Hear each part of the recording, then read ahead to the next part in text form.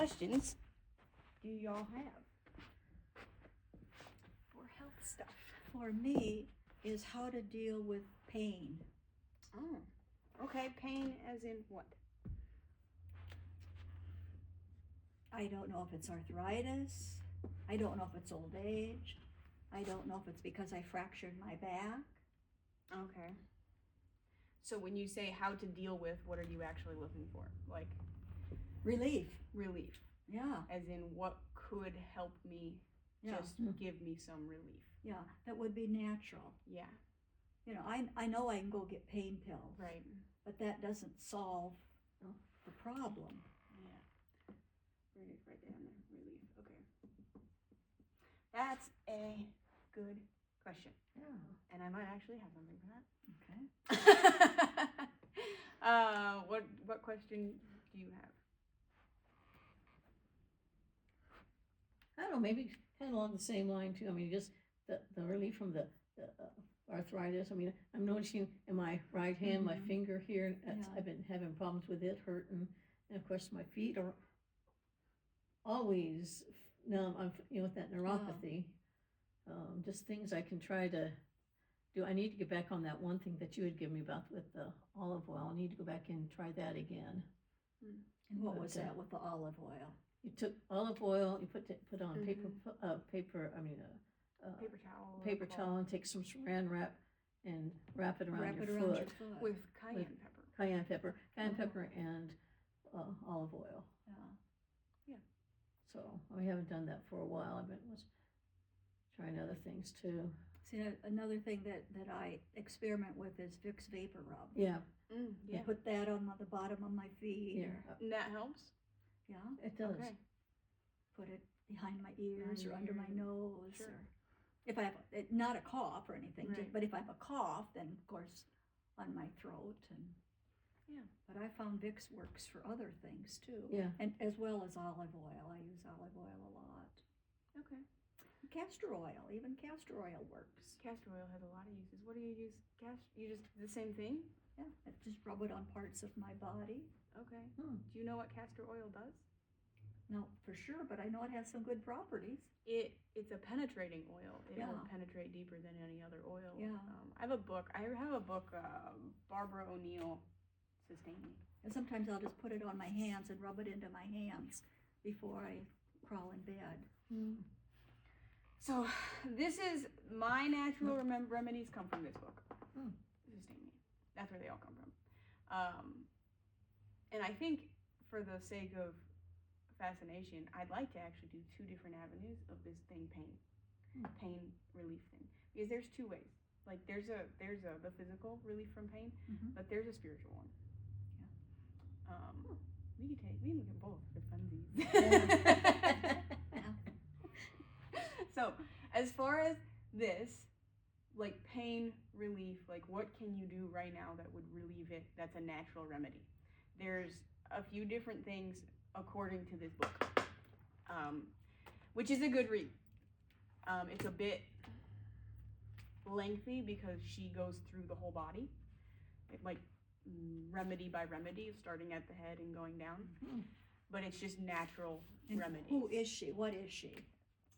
She is, her name, Barbara O'Neill. Can you read my writing? So Barbara O'Neill has been termed the grandmother of the world, and her whole thing is doctors are good for broken bones and things that have a direct cause. There is no pill on earth that will cure anything. There's not a single one on earth that can cure it. One of her favorite phrases, about genetics load the gun, but lifestyle pulls the trigger. So she talks a lot about food, especially, and as it relates to arthritis, that's one of the other things that impact arthritis, like highly acidic foods. All that stuff collects in your joints and makes it just pain. Do you know what highly acidic foods are? Not really. The acidic. You would think like things like citrus, like oranges and things like That's that. versus the alkaline. Yeah, I know acidic versus that. alkaline. So, tomatoes are acidic. Mm. You probably actually know more about this because if it's acidic, you don't have to. You can water can it instead of pressure can it. Yeah. You can water bath can it instead of pressure can it. So green beans, you have to pressure can them. So they are alkaline. Yeah. But tomatoes, you do not have to do that. I think, interesting enough, I don't know about apples. Because you don't necessarily have to, but I wouldn't think they're acidic. You don't have to, you can do a water bath with apples, like applesauce. I think so. But I don't think they're acidic. So, maybe they are. Maybe, I don't know. So there is a whole list of foods, like potatoes, like the nightshade family, horrible for arthritis. Yeah. So nightshade families are potatoes, tomatoes, green peppers. So that's part of this is just diet with joint pain. So we had alkaline foods is what you want to go for. Yes. And then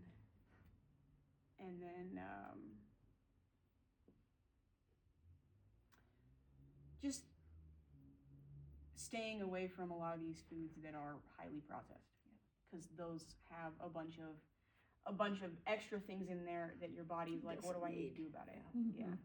So what is a highly processed food? Donuts, cake, hot dogs. Everything we want. Everything we like. Yeah, everything you like. Pretty much, if it comes in a plastic, you wonder if it's highly processed. If it comes white, it's probably highly processed. Even flour, it's a single ingredient, but it's highly processed. Sugar too. Sugar is a single ingredient, but still highly processed. So that's good fun. So that's part of this is diet. And you can look at that, and one of your questions is going to be, well, that seems like a lot.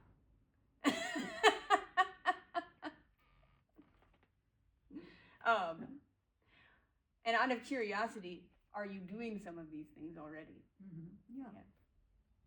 You bet. And I feel better when I do. Yeah. Yeah, when you try to eat more salads and stuff. But when I slip and eat the sugar, you know. Oh, that's an interesting thing. You want a tool for that? What makes you slip? What in the moment that happens? I'm hungry.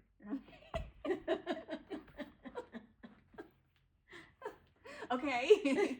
You're just like, I'm hungry and you And I want to eat it now. And you want to eat it now. Okay. So a bag of potato chips, I can just eat. You know, I don't have to prepare something. Mm-hmm. Except I've learned about the sweet potato chips. So I'm learning. See, now I can just open my sweet potato chips and I don't feel so bad. Yeah, 100%. Yeah. That's what I've been doing. I go there and buy all their bags, and David's like, that's why, because they were out this last week. I went like 2 days ago. I had to get the tortilla chip that's got corn. Yeah. And it has sweet potato in it, Sure. but it also had the corn in it. Yeah. But I bought a bag of those because they were out of the sweet potato chip. It probably is. It probably is. They're good stuff. Well, they make great snacks for the kids. They do, and for old ladies. Yeah. So part of this is just planning. That's part of it. If you have a plan for a replacement, it becomes easier to just work and do. Like like you said, if you have sweet potatoes chips on hand, then you'll just go for those. Yeah. What about when you have the healthy option and you don't choose it? Does that happen? Oh yeah. Mm-hmm. Okay. Do you? Does that happen to you? Mm-hmm. Okay. Well, I'm assuming How about it does. you? Are you? No, it doesn't. You learn to control that. No, it's not about control. It's about the choice. For me, it's about pain. It costs a lot. For me personally to choose those things over being healthy. Like, I could choose that, but not only will I not sleep, but Ezra will not sleep. Yeah. And I desire sleep a lot. So Yeah. it's very Yeah. costly. It's like if it doesn't cost any. So laws, if you break the laws, it costs something to break them. Either jail time or a ticket. If you set a law for yourself and there is no cost, is it actually a law? No. No, it's not. There's no cost. So if you find that that you're not keeping your own promises, it's likely because it's not costly enough. Like it might be like, oh, whoop-de-doo, I got a $10 ticket. Who cares? It's not costly enough. Some people, like even when you say I have cancer and they still can't change their ways, because for some reason you'd think that would be costly enough. Yeah. And it's not, for some reason. Now, there's another way of doing this.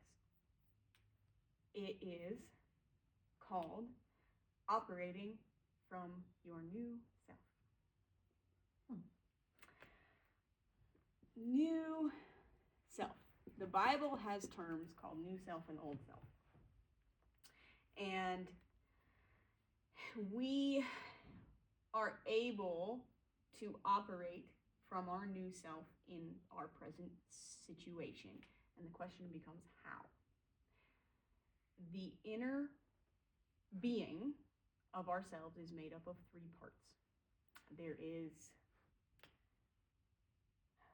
This is not going to be like what you have heard. Like, you know how our overall body is made up of spirit, soul, and mind.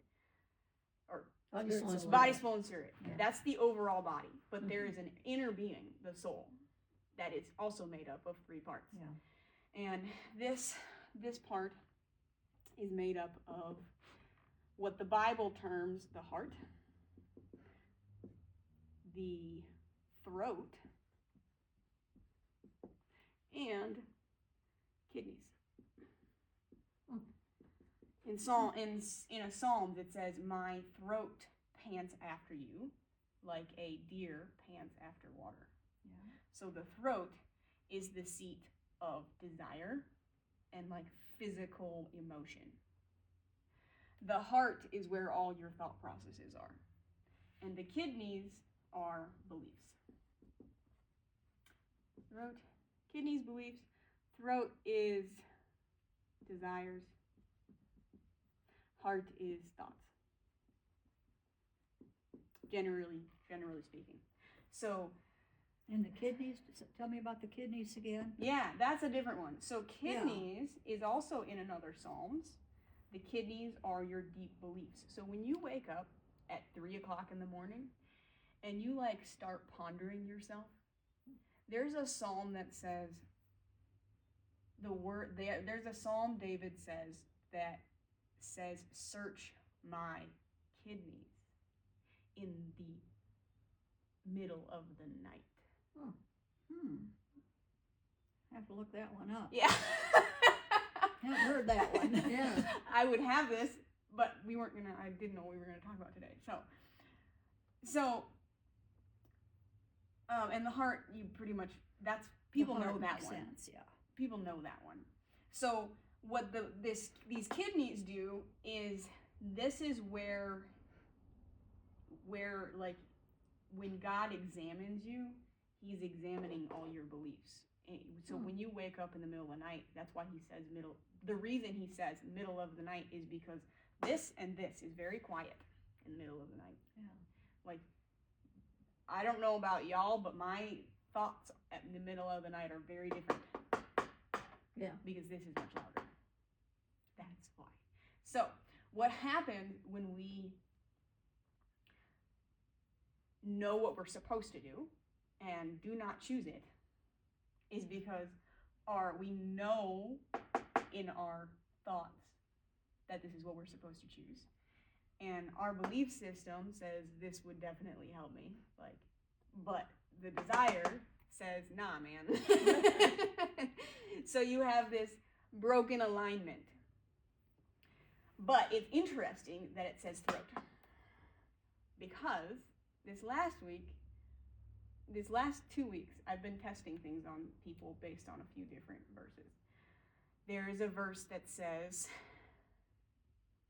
the tongue is a small member, but it boasts of great things. And it compares it to a horse.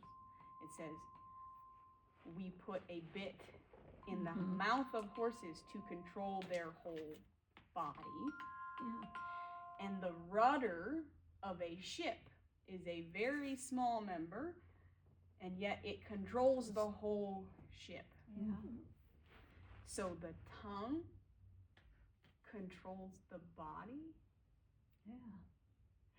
So when you know what you are supposed to do, and your throat does not agree, you can operate from your new self by speaking your throat into alignment. So what does that mean? Say that again. You can speak. You can operate from your new self by speaking your throat into alignment. So if you know who God calls you to be, I'll wait, you're writing. So Okay. if you know who God calls you to be, like you have said earlier, I chose to be exceptional. Even just with what my little domain was, my house. Yeah. I chose to be exceptional. So my new self is exceptional. That's who I'm called to be. That would mean, would my new self eat those donuts? Ooh. So in that specific example, I would say my new self would never eat those donuts. Yeah. And I will say it because I am exceptional. I am exceptional. I will not eat those donuts. Yeah. And it matters that you say it. Yeah. Because if it's in your heart, it's only in your thoughts. Yeah. And your beliefs. When your desires don't want to do what your heart and your beliefs say, by speaking it out loud, you are forcing it through the mouth, forcing it through the gatekeeper. And it works. And I've been testing this on me. I've been testing this on other people. And in the moment that you say it, it does work. Like, God and I argued for years about me getting out of bed to go pray. Like, as soon as I'd lay down, he'd be like, you want to come pray with me? No. Like, I know I should. And I know that it's good for me. Like, I believe it. And nah, man. But when I can say, I am exceptional because, God, you made me that way. Yeah. Because I'm made in your image. I do things other people would never dare do. And I got out of bed. And I was like, fascinating. I tried it on other people. Yeah, it works the same way. They do. I did do it on fasting one time. And I couldn't wrap my head around fasting for the whole day. But I could wrap my head and use this to do it for the moment. And it had the same effect of being like, just being able to do it in the moment. I still did it for the whole day. Even though I couldn't talk myself into doing it for the whole day, I could talk myself in doing it for the moment. Yeah. And so what happens is when we plant seeds, when you do this, use your throat to tell yourself you are going to operate from your new self. You plant seeds. Let's do little seeds. You plant seeds of your new self. A seed is not a full-grown tree. But every time you come up against your desires and you use your throat to put it in alignment with these two, you water it. My weird raindrops, anyway. Whatever. And you water that seed, and it grows. Until eventually you won't have to water it. It'll be a full-grown tree, producing fruit on its own. Yeah. So, in your own lives, how would you use this? I want you to repeat it back to me, so you understand the concept for yourselves, and I make sure you do. Go You ahead. got it? Yeah, you're first. Go ahead.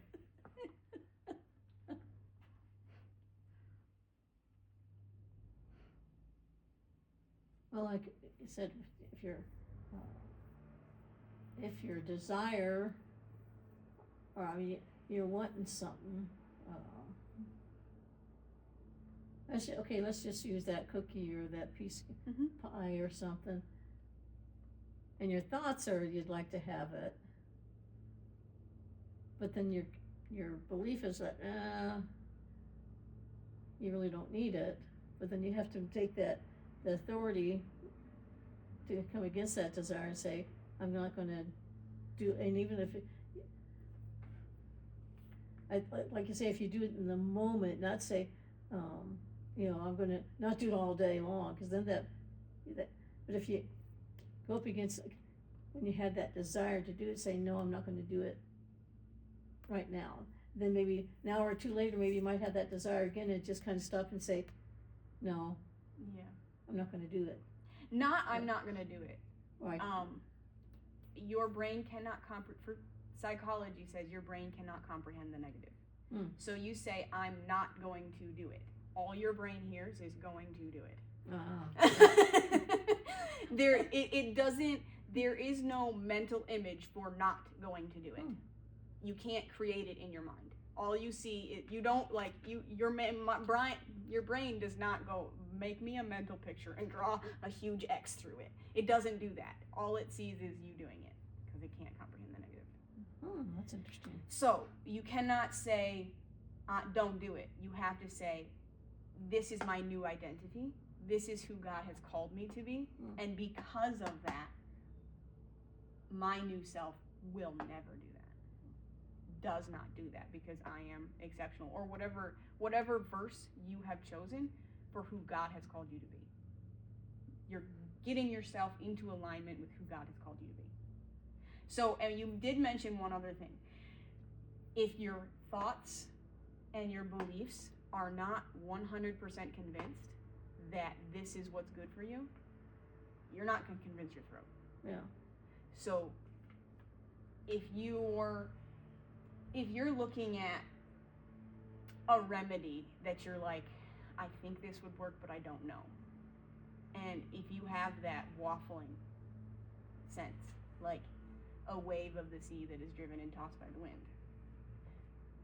What does James 1 say about that? But anyway, it says that person will not receive anything from the Lord, because he's a double-minded man, unstable in all his ways. So if these two are not telling you, I know this would work, and I believe 100% in myself that this is what I need to do, if you try to do this and those aren't saying that, it won't work. Yes, yeah. You have to be 100% convinced that this is what I need to do, and for some reason I'm hitting a wall, because that wall is old self. Well, I think that was coming to my mind. Hey. Too late to join in. No, not at all. I didn't see you sneak in. I thought I heard something, I was paying attention. The functions of the kidney is to help purify. Okay. Yeah. Oh, fascinating. That's when it exactly says right. search my kidneys, and the actual function of the kidneys is purification. Isn't it? Yeah. Yeah. Oh, that is good.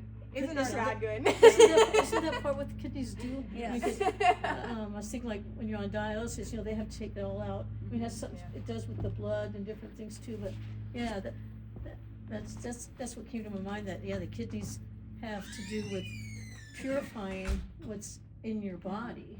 And the word says, purify my heart, oh God. Yeah. Cleanse, purify, yeah. And renew a right spirit within me. Yeah. Purify my heart. What about you? If you were to take this into your own life, how would you use it? Operate from your new self. Well, the scripture that I'm reminded of is to put on the new self. Yeah. So that's something, when you get up, put on your clothes. I put on the new self. I put on Christ. And if I put on Christ, then I have the mind of Christ. So that I can try to walk, decided that I'm going to walk as a vessel of honor for him. Yeah, give me a specific example. Oh. I think that's what if we're not specific when we run into an issue, Yeah. then we didn't know until after the fact that was not in alignment with our new self. Yeah. Which, I mean, you can say otherwise. I guess, one of the temptations, is people always have donuts. Mm-hmm. We have them here at church. Yeah, good Lord, I hate that. And once in a while, I would take one, and if I ate it, I didn't feel good. Mm-hmm. Or I'd eat part of it and take it home. And finally, I said, why am I doing this? I don't want to be doing this. So I just stopped eating donuts. Yeah. And I'm okay with that. I find that I don't miss them. Right. I'd rather have something that makes me feel good. Yeah. And so it's giving up, and I'm sure it's the sugar, With everything. It's the sugar, and there's a bunch of stuff in there. in there that, Yeah. You did this in a sort of fashion. You were like, why am I doing that? So you Yeah. examined your thoughts. Yeah. And you're like, wait a minute, this is not in alignment with who I want to be. Yeah. And for you, that was enough. And it's so funny because I watched the college student. Yeah. He comes in and he has a stack of 4 Oh, donuts. And I just have to chuckle because I know he's hungry, but to him, that's how he gets filled up. Yeah. But that's not how I want to fill myself. Yeah. Since you weren't here, that was a long, lengthy conversation. You can use the throat to tell yourself to be obedient to who you think you need to be. So if you have a cookie craving and you're like, I don't want that and that's not good for me, and you don't know why you can't stop eating cookies, even though you don't want them in your life, your heart and your beliefs and your thoughts are like, this shouldn't exist. You can use your throat to tell yourself who God calls you to be, and that person who God called you to be would never eat those cookies because of who he called you to be. Most people will have a verse that they will use. So like mine is, I am exceptional because I was made that way. God made me in his image. So Lydia, when she sees a cookie, if she's tempted, she goes, no way, Jose, I am exceptional. My exceptional self never eats cookies. Because that is not in alignment with who she wants to be, with who she is, with who I am. And I speak it out loud through the throat, because when these two are convinced, when your beliefs and your thoughts are convinced, it's your desires that are not. And the throat is the seat of desire. So we speak it through our mouth, and it forces us to come in alignment with the other 2 parts of our inner being. See, the scripture that makes more sense to me is, out of the abundance of the heart, the mouth speaks. Okay. So what's going on the inside is what comes out of your mouth. Yeah. So you can tell where a person is by what's coming out of their mouth is revealing what's going on in their heart. Yeah. So what do you do with somebody who has a lot of negative self-talk? Well, I know people like that. I try to encourage them. Yeah. Well, what if you are that person? What do you do? Because out of the abundance of the heart, the mouth speaks. Yeah. Then you got to put an abundance of something good in your heart. Replacement. You have to know who God says you are. Yeah. It has nothing to do with you. Yeah. There is evidence for this new self. But it doesn't matter what I say. See, you're saying, you say. It doesn't matter what I say about me. It's what God says about me. Yes. So what we're trying to do is get our body in alignment with what God says. Yeah. Yeah. So that's the diet part of this. The other part of this is the natural remedies for joint pain. There are a few. And they're in this book, which is, I encourage you to get if you're into reading that sort of stuff. I find that when you surround yourself with the things you desire to be doing in the content you consume, it makes it easier to do those things. So I saw books are good. an Amish woman said, boil up some cabbage leaves and then quick dip them in cold water so they're not still hot, and then lay them across your back. Oh, interesting. And then put a cloth over it, and the cabbage leaves will draw out Yeah. the pain. Now, I haven't tried it. I've just saw her say that. They are anti-inflammatory. Yeah. For some reason. Barbara O'Neill's book says to use cabbage leaves when you're nursing. Oh. Your breasts are all swollen when you first have, like, when you know, during pregnancy.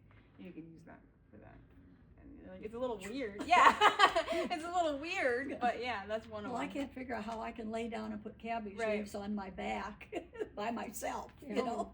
So So when you cook, you boil them, boil them so they're soft. and then you Plunge it cool into 'em, cold water and then pat them dry. and then you put them. Yeah. So I suppose you could put it on a knee or Yeah, a you shoulder.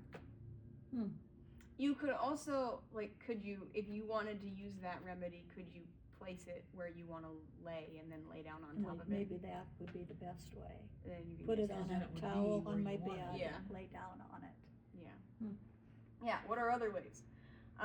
For joint relief, you talked about your icy hot. You know what, the God's version of that is ginger. So I've used this on myself when I was pregnant. I had lower back pain. You take ginger, like the stuff you've got in the pantry. It's even powdered and it will work. Yeah. And you will put it on a towel, or you'll make it a paste if it's not freshly grated. You'll make a paste, and then you put it on a paper towel, and this one, it's direct application, and you just put it on the spot that hurts. And for mine, I just put it underneath my jeans, and that held it in place. But what ginger does is it, unlike icy hot, where it is a topical application and it makes the skin hot first, and then it will affect the bone, ginger pulls the heat out of the joint and through the muscle and to the skin. So it's internal, then external.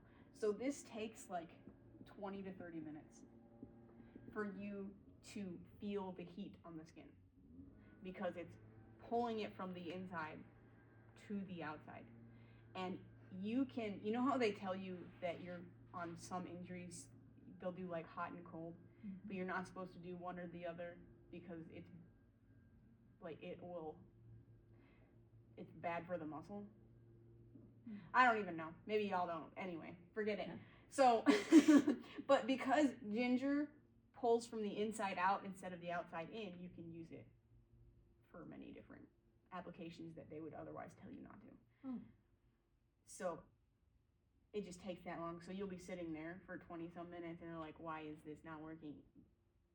It just takes 20 minutes for it to get to the surface of the skin. And it does get very hot. Very, very hot. Sometimes 20 minutes rolls around and it's too hot and I can't leave it on anymore. So, like a teaspoon Yeah. would Yeah. be Just enough. put water with it, make Yeah. it a paste. Yeah, or you can how make do a you- Put paste. it on a paper towel. Yep. That's what I did it with. I mean, ginger. We all have powder. Some people cook with root ginger and they have that in. I keep root ginger in my freezer and grate it that way. Yeah. That works too. But I find that making a paste with it is easier. Would that be something like you say, like that with arthritic pain? Like I said, I've been having problems with my Yeah, finger could we for do the it, last week. slap it on our Mhm. hand. Just wrap it around the finger or Yeah. the. Yep. Yeah. Try that and have to get some Yeah. ginger. And try it. Yeah, let me see if I remember other ones. I think you can do something similar with cayenne pepper for the same reason. What Mm. cayenne pepper does is increases circulation.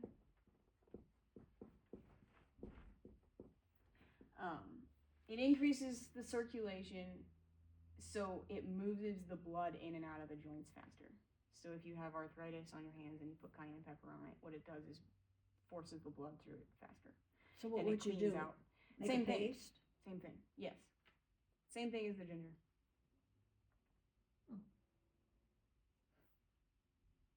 And you just add water to it to make the paste? Yeah, or do you water or use, oil. Oil. Water or Or oil. Okay. Yep. So you take your cloth and she in her book she likes to use plastic on the outside of it so that it doesn't mess with your clothes.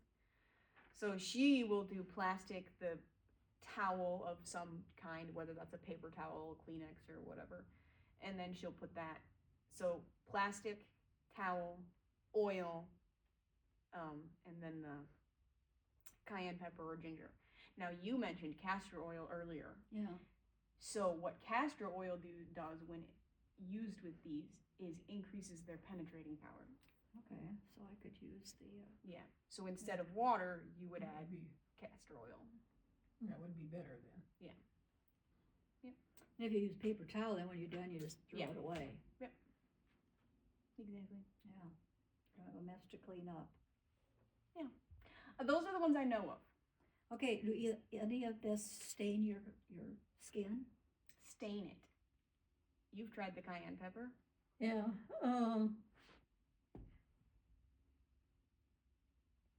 well, it does at the beginning, but it washes off pretty easily. easily. Yeah. Okay.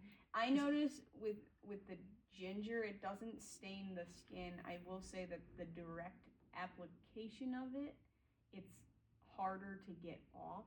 So and because it for me it gets really hot. So and interestingly enough, with the ginger, if your skin doesn't get hot, the joint wasn't inflamed.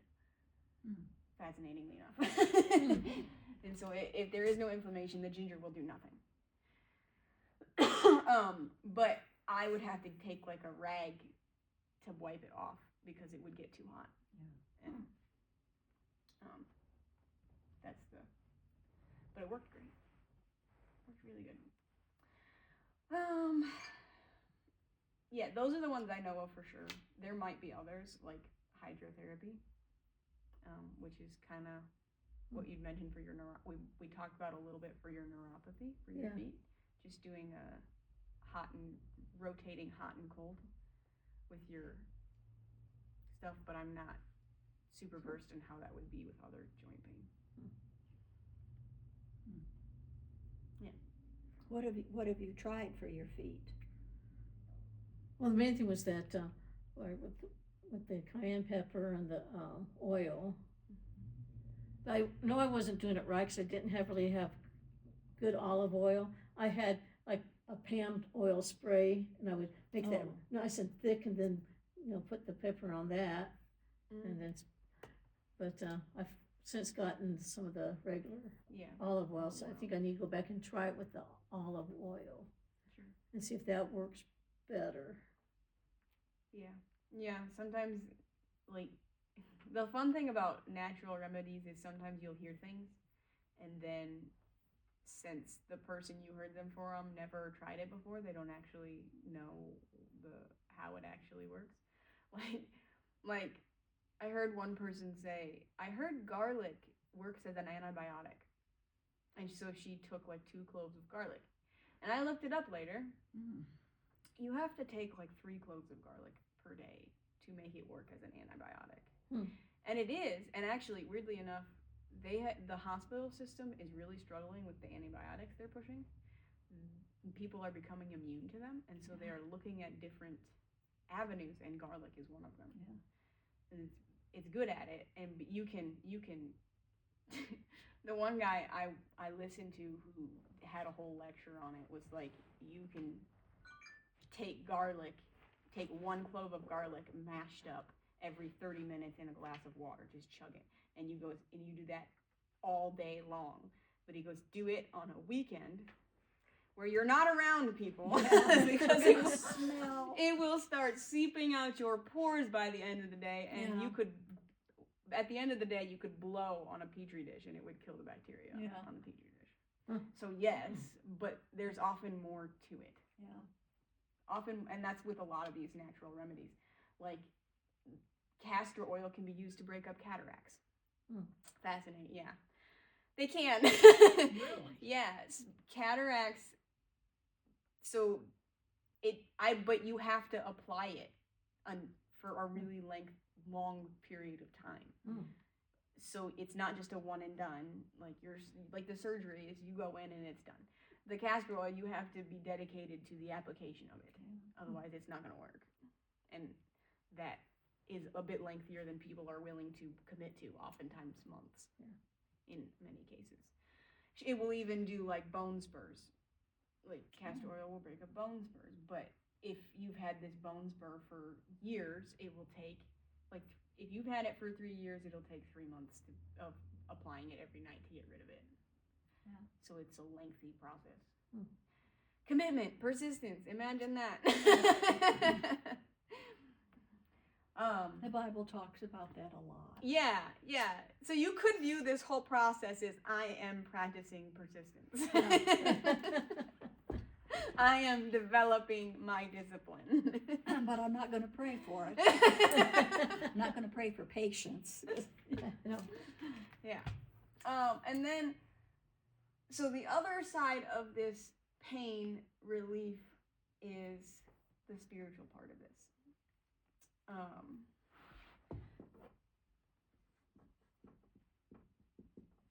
How do you deal with pain when it won't go away and you just have to Run and bear it? No. run and bear it? Yeah, you just have to be persistent. But knowing that it will pass, and I keep saying that, this too shall pass. You shall pass. When I have a hiatal hernia attack and it lasts 2 hours, it's like I'm in labor. It's so intense. And I pray, Lord, take this, take this away. And sometimes he doesn't. And so I just have, this too will pass. I know this will pass. Lord, you're still in charge. You're my healer. I know this is going to pass. And I just endure. Yeah. That word endure is very indicative of how we should respond to it. How did Jesus endure the cross? Yeah. How? What are your guesses? How did he do that? Did he have supernatural strength? Did he? Well, was the Spirit upon him that he could do that? I mean, it said God left him, but it didn't say the Holy Spirit left him. So did he have the Spirit's help? Did have a spiritual mindset, that, like you say, this is I don't know. just for a season. This will be over soon. When he For the joy that was set before him, he endured the cross. That's what it says. Yeah, for the joy that was set before him. What does that? How do we take that and apply that to our own lives? There's a whole. I didn't come up with this, but it is good. So you talk about your pain. You mentioned something specifically, but pain has a frame. And for the joy that was set before us. So he had this pain and he decided that it was for his good. Not his good specifically, he had a key for all good. He goes, if I do this, I get those damn keys to death and Hades, and I get to take all of those people out of Sheol and take them to God. That's what I get to do. So for the joy that was set before him, he endured this pain. So our pain can have a positive and a negative side. The pain itself is just a fact. It is not emotional. There is no emotional. The meaning we put behind our pain is what makes it emotional. So you say it will pass. And you say you are still in charge. So what you're doing, in a sense, is putting meaning behind your pain so that you can endure it. Now, if you take that same pain and you go, I won't survive, and those are the words that come out of your mouth, it makes it that much more difficult. Yeah. You can make this even stronger by going, how is this pain for my benefit? And what does that do? So the psychology that happens is this positive and negative part happens in the brain. You get to decide if this is for my good. And then from there, it goes down into the heart. And this is the belief.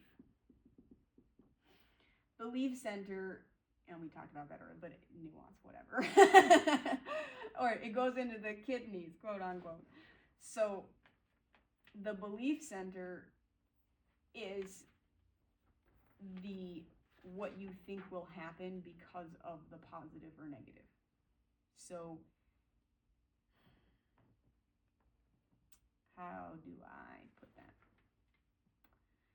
If my pain is for my good, then either right now it's for my good, and there probably is a reason that right now it is good for you.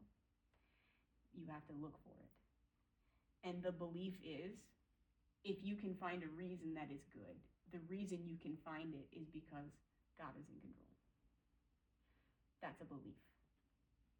So it creates, in a word, anticipation.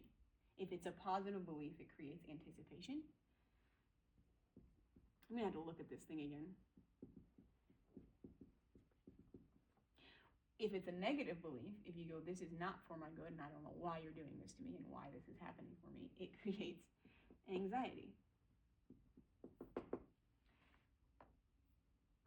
And the function, and then once you have these beliefs that create anticipation and anxiety, they go into your hands, which is out here.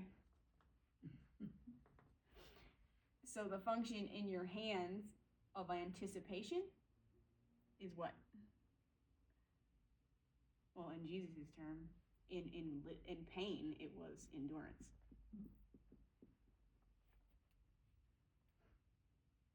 Or power is you have ability over, you have control over your situation. If it's creating anxiety, the function in your hand is what? Nothing. Powerlessness.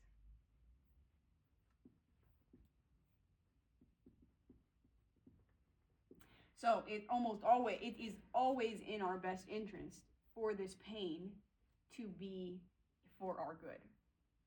Now, I had somebody tell me a very interesting thing about pain. She goes, I look forward to being in pain because the Bible says he is near the brokenhearted. That's true.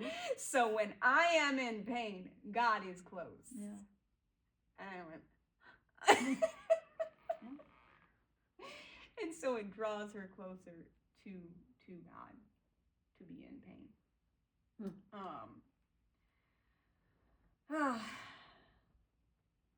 Or we take back into example, Job.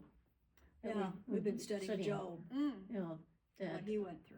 Yeah, the things he went through, the pain he went through. But again, it went back to his kind of his attitude, you know, that he questioned and he didn't understand, but he never cursed God. Yeah. You know, so that I keep telling myself that too, that it's okay, because like if you have pain, you don't understand. Okay, God, what are you trying to teach? What's you know, is this a testing from me, or is this something that you're allowing the enemy to, you know, how do I, you know, work through me on, or a bit, knowing that you're there with me, because enemy, his whole part was he wanted to get Job to curse God. Yeah. Through the pain and through the suffering he was going through. But Job like I said, even though he didn't understand, he would not take that step cursing God. So I don't know what I was trying to get to with all this, but it's just take that note with our pain too, that it's okay for us to question God on it. Well, God, I don't understand why this is happening, what, but you know what's the outcome, so I can endure, like Jesus, can endure if we know that what the outcome is going to be, and our outcome is going to be eternal life with, Christ in heaven. That doesn't always help us when we're going through with pain and stuff, that, to just know that one day we won't have any pain. Keep pressing towards that mark.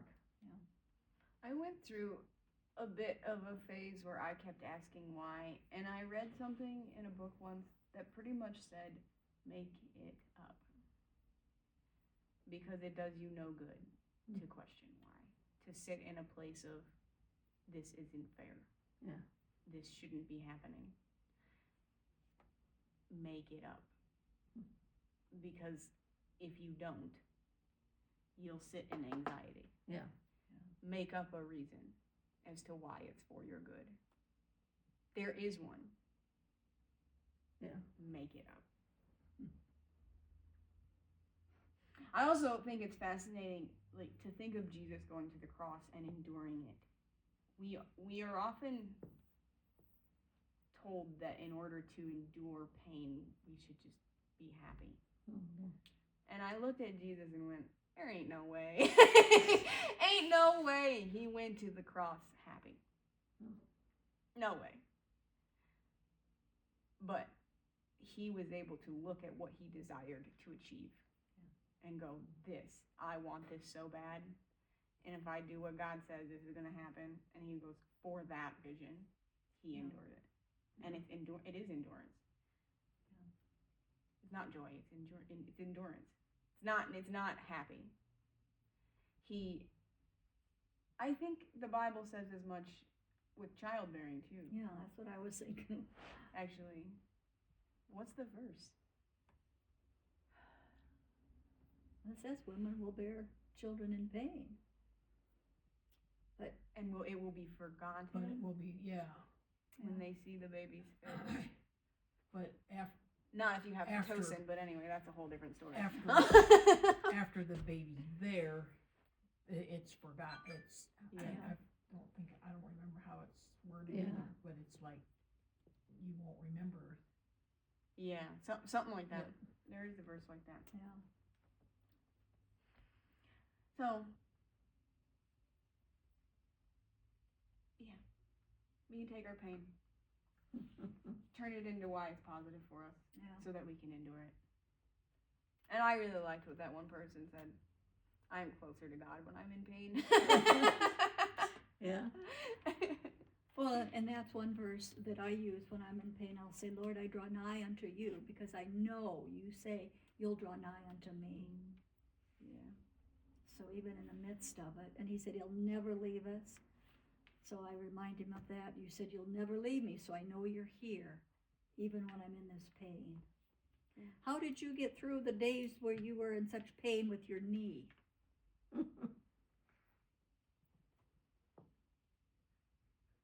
Well, I was in the hospital yet, and so Yeah. they just give me more meds, more But could you different say, type. this too shall pass? I mean, could you see the other side? Yes. Yeah. Well, right at that time, no, because it was terrible. Yeah. That one day was terrible, and I'm thinking, I was glad they didn't send me home. I thought, well, Yeah. I'm glad I'm still here at the hospital, Yeah. not home. I don't know how I would have done this at home. Yeah.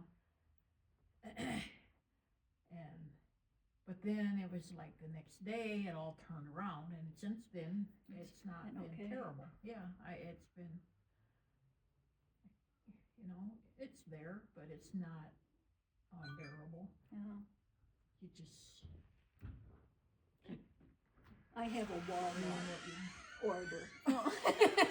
Hey, look who's coming. Hi, Hi. we missed you. Hi. Whoa! And they're just telling me that my order is ready, but I can go anywhere between 3 and 4. Oh, perfect. But that's what the dinging is. Very good. The weird thing, like, oftentimes when you have pain that's reoccurring, like, in different, you probably run into this. Mhm. You learn how to deal with it. Yes. You don't have another option.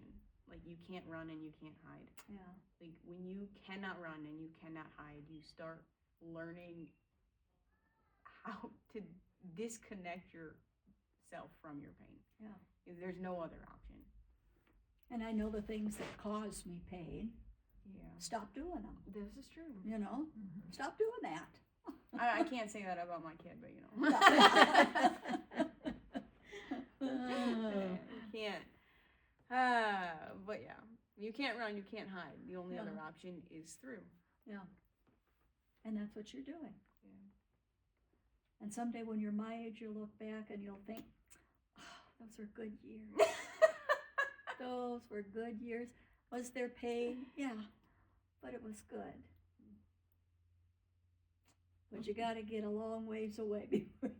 Once they get in school, just getting them in school. Oh, we're gonna homeschool, so. Oh, so I can hardly wait to put them on the school bus. I got my sanity back. I forget how I did this, but it's the one night I was up and he was just scratching and wiggling, and I felt like I was drowning, and and for some reason my brain went, "You're not drowning, you're floating." Yeah. And that was enough of a mental shift to like what it was not happening to me. They were just waves, and I wasn't drowning, I was floating. So every time he just wiggled, and they were just waves. Yeah. And I was just floating, and it was fine. That's a good one. Yeah. Other times is like, and I don't know, it's fascinating to me to test this. Like, can I disconnect myself from pain? Like he likes to bite me, like, because he's got his teeth and he's got his chompers. Oh. And it's fascinating to me to just let him bite me because this is weird. Maybe this is weird for people, but to let him bite you and go, can I deal with the pain? And like, it's more of a fascination, and it doesn't bother me to be in pain, and that's fascinating. Yeah. But when you can't run and you can't hide, you learn how to deal with pain. Yeah. You really do. That's why my sister was like, she would get crushing migraines, and she goes, pregnancy, like being in labor, not a problem, because she learned how to deal with pain. Yeah. How to disconnect herself from pain, because it is easy. And I was like, wish you'd have told me that before I had these kids. Yeah. Worthless now. You can acclimate yourself to pain. That's dumb. Tell her she can come and teach us a class. She probably, it's ice baths. That's really all it is. Start doing ice, like take a cold shower and step into cold water and use your breath work. Tell yourself, I'm going to breathe in and out until my breath goes back to normal. Yeah. And then when you get used to that, you actually fill in a tub full of water. And well, this business uptown is cryotherapy. Yeah. That's all about ice and cold. And, yeah. But it's a way of training yourself on how to deal with pain. I'm not ready for that. That's why I just do a cold shower. Yeah. And it's quite the mental effort. Not anymore. It was pretty bad when I first started. It was like to just convince myself to step into cold water in the shower. Horrible. Yeah. But I don't know how you could do that. Yeah, to cold water. Yeah. I could take a hot shower then switch it to cold. Yeah, no, that's what I did. Oh, okay. You take a hot shower and then switch it. And then switch it. No, I wouldn't want to do that. That just makes me hurt to think about being in a cold water. Yeah. Oh. Yeah, it was good fun.